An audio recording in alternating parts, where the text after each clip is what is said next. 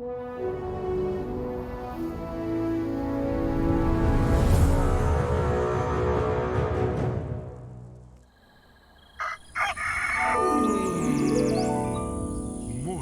with Max.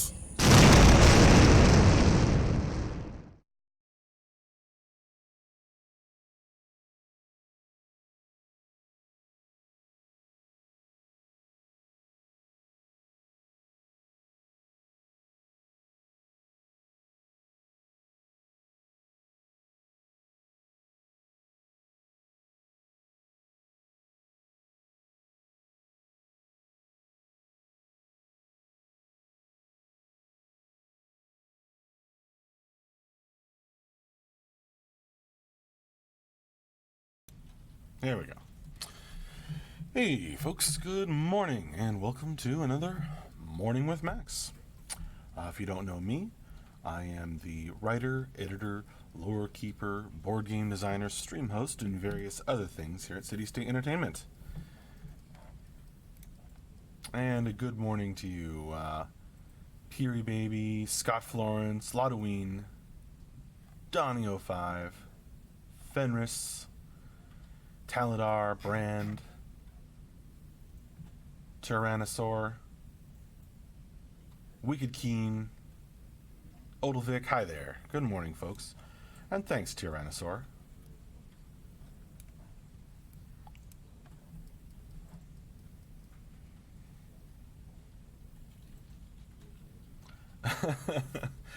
Thanks, Peary Baby. Hambone Flex asks, "How was your weekend?" It was a busy one. I had a good weekend. It was busy. Lots of things to do.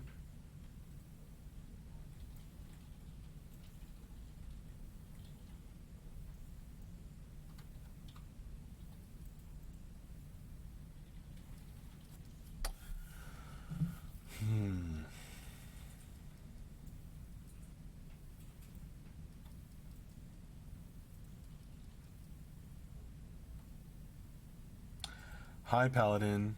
Thank you.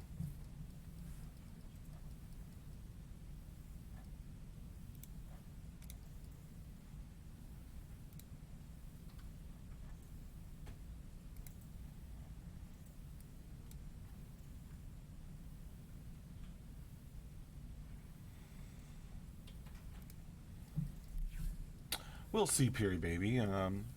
Yeah, I hope the week goes nice and smooth. Scott Florence, how did your Saturday D&D go? It was great.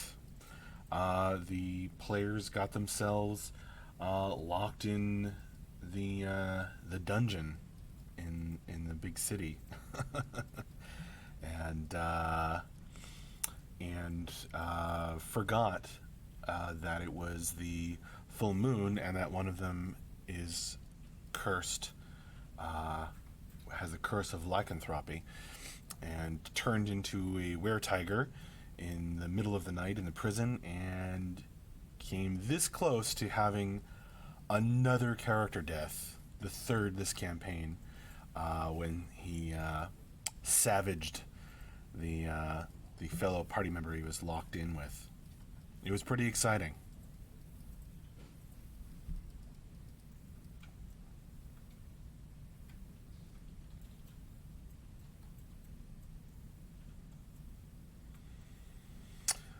Moving right along, Justin.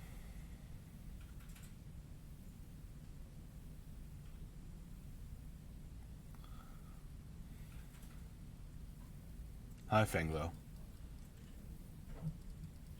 Good morning.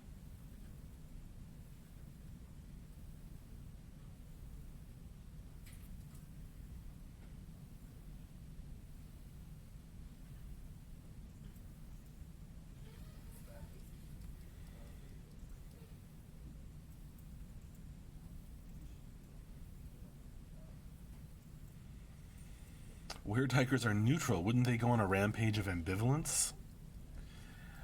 An interesting take, Spike, and an excellent point. I think that it's more interesting if the curse of lycanthropy is a curse, and it is a bad thing that happens because it's going to be cool no matter what. And a lot of people take it as like, hey, it's really just a buff.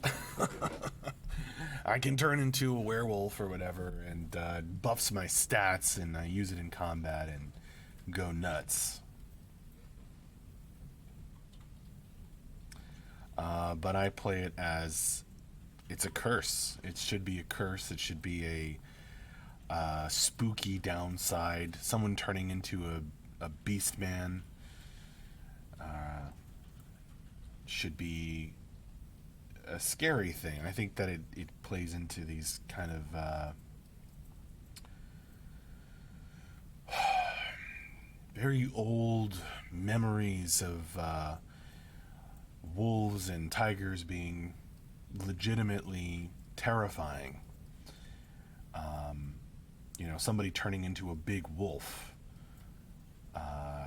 and rampaging through the town is something that used to actually scare people, and I think that it plays into a lot of those old folk tales and fears that we can use in all kinds of game storytelling.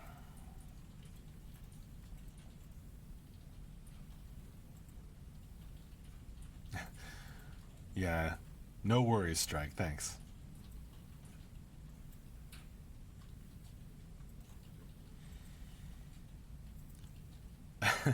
Yeah, Matt plays in the game, and he was ready to take action, but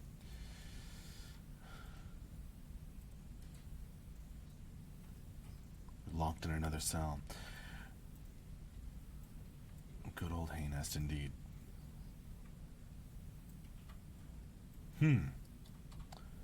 That's an interesting story, Faithful Centurion. My cousin, adopted from the Congo, wouldn't let her sister take the baby for a nighttime walk because there are bad creatures in the night. Interesting. And for all you know, that's totally true. At least where she was from. Well, there you go. Exactly.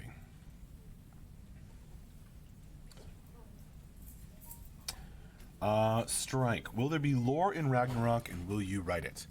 I have been told that yes. So far, Mark has written all the lore for the various things in Ragnarok, the champions mainly, and I have edited it, just for clarity and such. But I haven't written lore for Ragnarok yet. But I'm told that I will be at some point.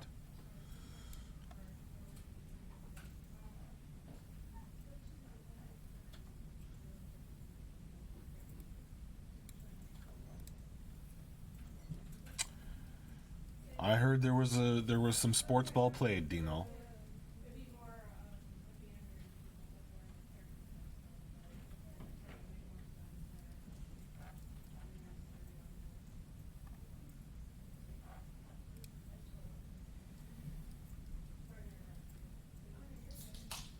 Sports ball day was great. Glad to hear it.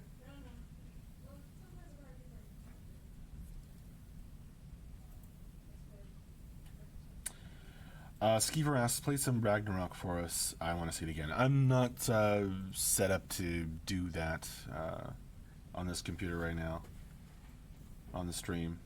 But we did show it twice on stream on Friday. So if you go and look at that video, there's plenty of Ragnarok gameplay to check out. Max. Hey, looks like Andrew's coming to join Morning with Max. That's all good. So that was an exciting Friday. It was. It was. There was a lot going on. It was a long stream. Yes. So. Strike, will there be any connection lore-wise between Ragnarok and see like an alternate universe of Ailstorm? That was asked on Friday, and I don't. I think the answer was not currently, but there could be maybe.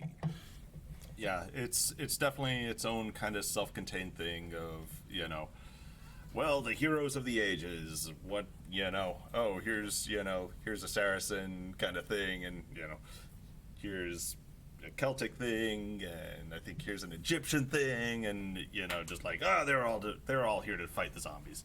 So it's pretty much just threw some cool things in there.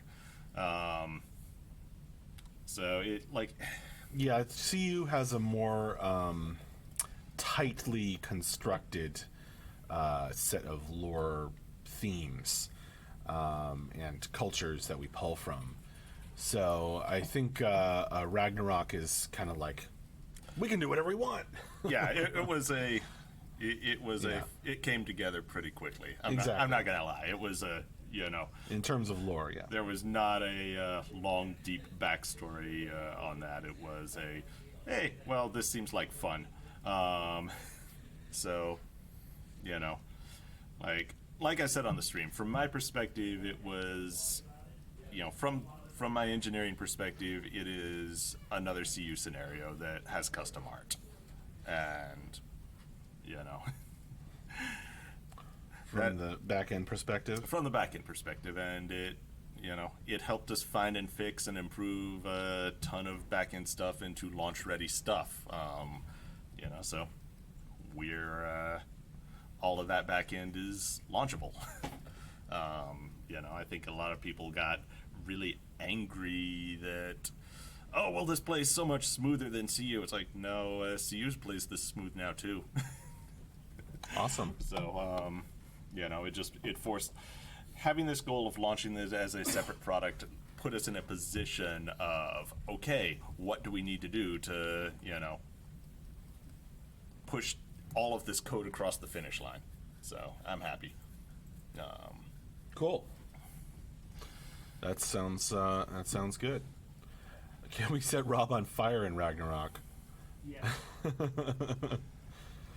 Well, since Ragnarok is you work together as a team, that might be challenging, unless we set Rob up as an enemy. Maybe you can set him on fire as like a buff. You could buff him with fire. Well, I think because this was an outgrowth of the Camelot code base, like the client doesn't actually know that all those NPCs aren't players. So there's definitely an angle to do a stream raid on someone and take over the individual zombie things that are coming at you. So maybe That'd you be can pretty set cool. Rob on fire. So That would be pretty cool. so Scott Florence. Yes, I gave the devs a lovely present of a whole bunch of cube errors. I would enjoy going through that list. Yeah, Yeah. making cube a fully operational battle station. Yep.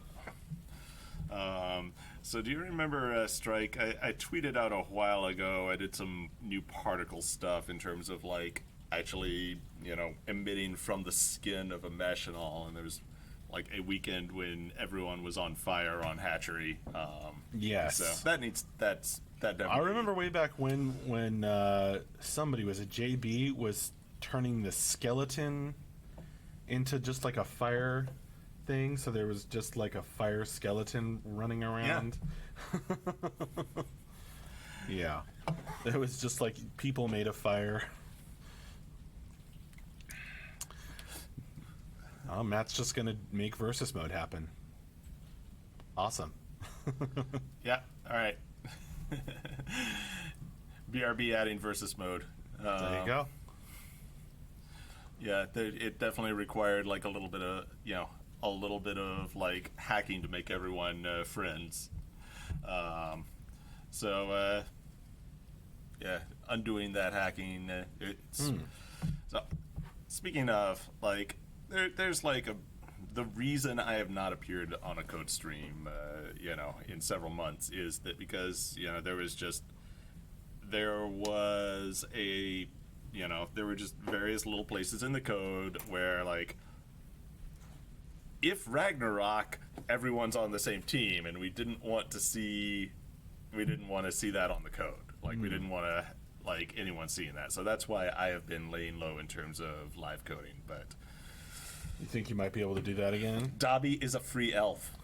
Awesome. Someone gave Andrew a sock. Oh, did I have the best socks today? Oh, wait. No, I don't. Never mind. No, you have boring socks today. Boring socks. Oh.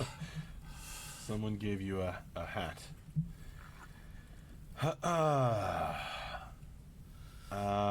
Will the community have input on scenarios for Last Stand? I would love to do the Battle of Thermopylae. Yeah, as far as I understand it, Hambone Flex, which is still the greatest screen name, we're going to be hearing lots of we want to hear lots of suggestions and ideas for that kind of thing. Yeah, kind of my sort of most likely next project, other than like getting all the I's dotted and T's crossed, to hopefully, like, within the week get all IT people in and then straight to launch, like, after we do a scale test is cool. Looking forward to that. Yeah, that is certainly the goal of just like, okay, yes, here it is. Here's production servers, which was a lot of the point of this. So kind of my personal thing that I'd love to work on is just general construction kit of making it even easier to stamp out zones and also cube buildings. So even kind of maybe unify that a little bit so you can terraform your plot. And so, like, making it super easy to stamp out both the larger world for CU and also additional Ragnarok scenarios. It's part of how it all works together. Odilvik, so a couple things. I think someone pitched a Ghost Rider hero for Final Stand Ragnarok. I think he just added mounted combat to the game. Oh, no. That sounds like mounted combat. We're going to have to add mounted combat. We're not adding mounted combat. Only if it's a burning motorcycle with a skull on the front. Yeah, that would definitely get into the range of things that do not facilitate the launch of CU. No, wait, burning skull wheels. That's what I want.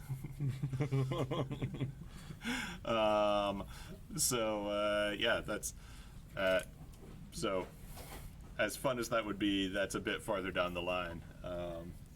It also, as much as, like, near and dear to my heart is everything Lord of the Rings. So I'd love to do Battle of Pelennor Fields. The Ride of the Rohirrim also requires Well, only if I get to slide down some stairs on a shield while shooting arrows. So hello. I have to mute this real quick. No, it's just spam. Okay, just spam. So yeah, that's. So also, does it benefit from all the anti-cheating? All the anti-cheating and collision and everything in CU? Yeah, no, we didn't do anything differently from it. Like I said, it's engineering-wise, this is a CU scenario mode with some custom art.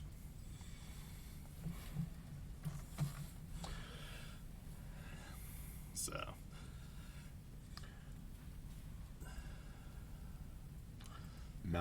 mounting wombats confirmed. That's also pretty fun. Okay, Matt, I apologize for skimming over that. Matt did in fact make the collision for CU better. He made jumping better. He made knockback a ton better. As you can see from you watch the video and you blast away a horde of NPCs, like that works so much better because of Matt's work. So yeah, that's all of this is like just common code. So we showed a lot of the knockback earlier work on our updates as well. So FX Fighter asks, what server spec is required to host a server for Ragnarok? Yeah, right now we are at either an 8 what we call, which is you know, 8 cores, 8 gigs of RAM, or a 612. Both work about equally well. We are driving towards a 4.8, and I think that's very much within reach. And you know, the server, the per player hosting requirements are a lot higher than CU, because you know, you've got a ratio of like 1,000 to 1 NPCs per player, whereas CU is, you know, we don't add a ton of you know, it's just, well, other players per player. The ratio of NPCs to player is very, very low. So, but we think we can get the hosting costs pretty low for this, especially cool things. How long until we get a CU port demo for the new engine? The current hatchery build is the exact same code. Period. Like there's not a separate branch of code. It's just improvements to the same code.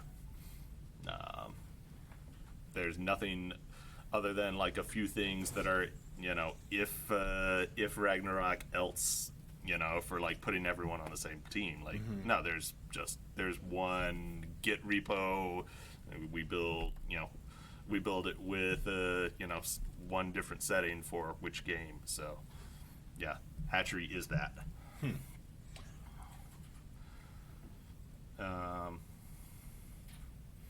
Yeah, I will say I like how heavily we use the in. Speaking of, Matt says the UI is totally different.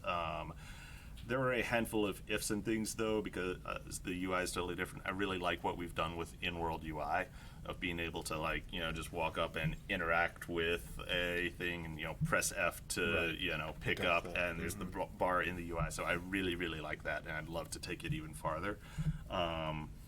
There's you know, we could actually click, you know, like in CU, where you have a cursor that's live all the time, actually being able to click on the UI over an item is a thing that you know, is within a fairly reachable thing.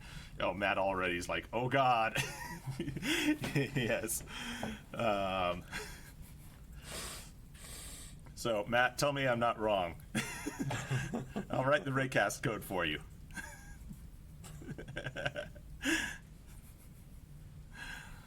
Yeah, so he's like, yeah, yeah, that would work. There you go. All the pieces. All the pieces. Yeah. Matt is Unchained. This is Matt Unchained. This is Matt Unchained, because you know, the work that he was doing, that was, you know, like, it was immediately in support of the final stand UI, but it's also, you know, coming back to CU now. So Lodween, since I'm here, will a multi-GPU card build be more efficient than a single GPU at 1.5 times the processing speed? Go single GPU. All the techniques that are happening now in terms of ray tracing, in terms of light clustering, in terms of deferred shading, they're all much, much more efficient when you don't go off your board. So I really think that, you know, Crossfire is dead, dual GPU is dead. That's just not gonna be the way forward. So that is yeah, that's just the way the industry is going. That's tips with Andrew this Yeah, morning. speaking, not just for our game, for like just the way rendering is involved. Speaking of which, you know, lots of really cool rumors going around about a GeForce 30 series in the last week. So I'm looking forward to it. Yeah. Looking forward to it. Yeah, I skipped More power. For my home build. I skipped the 20 series because I was just like, well, the 10 series is pretty good, and other people's games, not really ray tracing yet. 30 series is gonna be where I think I'll bet money 30 series is gonna be where ray tracing becomes a real mainstream feature, not a tech demo. So that'll be Cool. the time. Alrighty, folks. Well, we are coming up on the end of our usual Morning with Max time. Okay. I'm gonna scroll back and see. Go for it. See Matt being gagged. Yeah, some scripting. Yeah, we did a lot. Rahaldan says, will it be possible to customize the behavior of the AI by scripting? Yes, the AI is in general much more scriptable now than it was. So, It can get smarter and smarter. yeah, I want to see. I want to see ambient wildlife now. Yeah, that would be awesome. Ambient wildlife is a fairly easy add-on. Make it all come the work that alive. we've done. And yeah, so I think that will there be a skill that makes the AI turn against itself? I'm not gonna promise that. I think that's What does a confusion bomb do right now? I don't Does it know. just make I'm them kind of wander around confused. or something? Yeah, you're kind of confused. Yeah, I'm kind of confused about that. All right. Loki's kiss. So, thanks everyone for jumping. Thanks everyone for hanging with us. We are going to be trying ASAP to stand up fully scalable servers towards Final Stand Ragnarok, and I think in the last couple of days, there, oh my god, get ready for launch. There probably have been a few CU bugs that have crept in, but we're gonna fix those. But seriously, just check out Hatchery. Like, the client is so smooth now. Those of you who can. So thanks for hanging out, Max. Thanks for taking the arrows. Thank you for coming by. It's always good to have Andrew on Morning with Max and Andrew. All right. Have a good day, everybody. All right. Well, we will see you folks later. I expect. No. Come on, say it right. Say, see you later. See you later. And I expect to be back with another stream, Morning with Max, on Friday. And I'll see you around on Discord, etc. Have a good one, folks. And thank you very much for hanging out. Bye-bye.